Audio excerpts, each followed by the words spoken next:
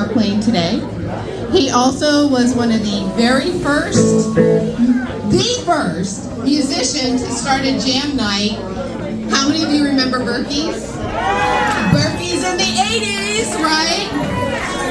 JT started our first jam night at Berkey's. It was a blues band jam.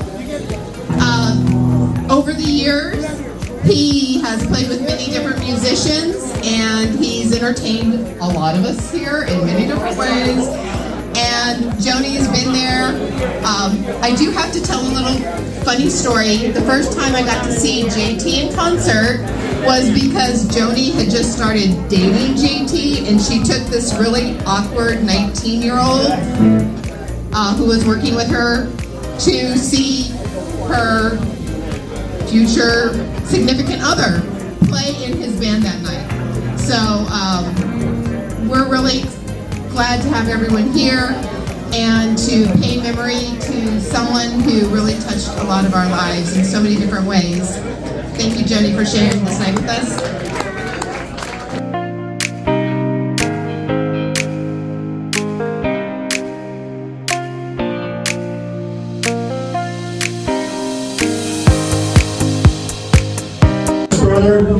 And I'm going to keep this very short. I hope I can get through it.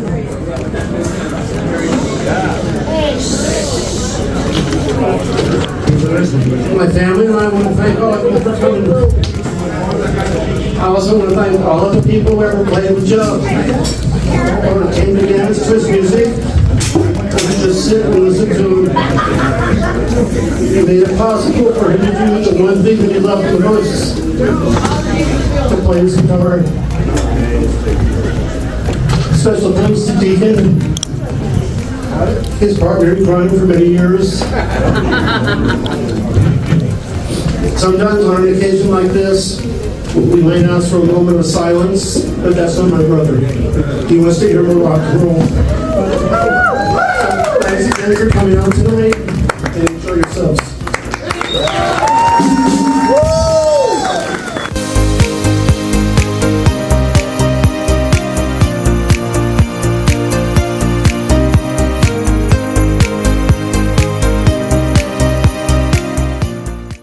JT?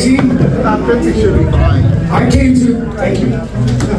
came to Tucson like 88, so I've been here for a while. And I was a musician from Detroit, and I played in a pro band, toured. I get to Tucson, and they're paying $50 a night per man with the Taylor's band, Bobby Taylor and Sam Taylor. And I go, what? And I met JT. I think it was at Berkey's. And Deacon. Back then, they brought me in to their little group of people. And we've been friends ever since. And never a nicer guy than JT. So, here's to you.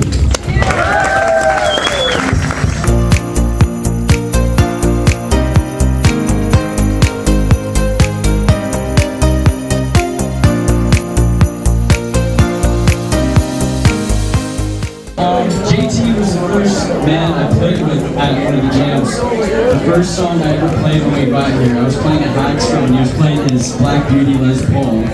And I remember he offered to let me play it. And I remember I was freaking out and I didn't want to play it because I felt I was going to drop it and ruin his guitar. So I told him I didn't want to play it. But our first song that we played together was The Thrill Is Gone. And that's like a really, really, really good memory of ours that I had with him.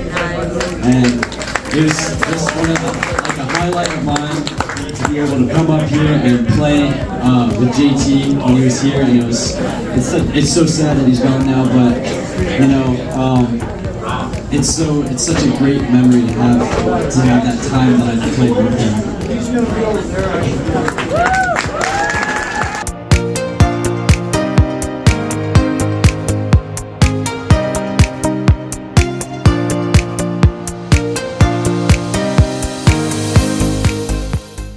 Thank you all for coming to your mom's house, and thank you all for being here to celebrate JT. Split Decision's been our house band since we took control of the bar about 15 months ago. So it's been an absolute pleasure working with them. JT is an amazing person. I got really lucky because I worked on bass right next door to where he was working at the BX, so I got to go see him at least 2-3 times a day. Definitely miss the man. He was a great man, and we owe him a lot for making this the music venue that it's become over the last year. So here's the JT.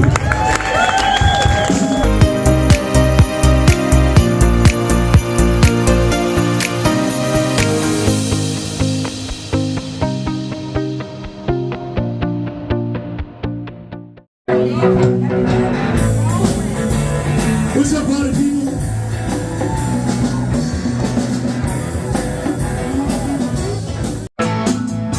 Riding down the highway, going to a show. Stopping on the byway, playing rock and roll. Flying like a shooting star. I said, run, run, Rudolph, Santa's trying to make a guitar. Santa tell him on the telly, they can take the freeway down. Run, Rudolph, run, run, Rudolph. Run, run, Rudolph, flying like a merry-go-round. Run, Rudolph, yeah.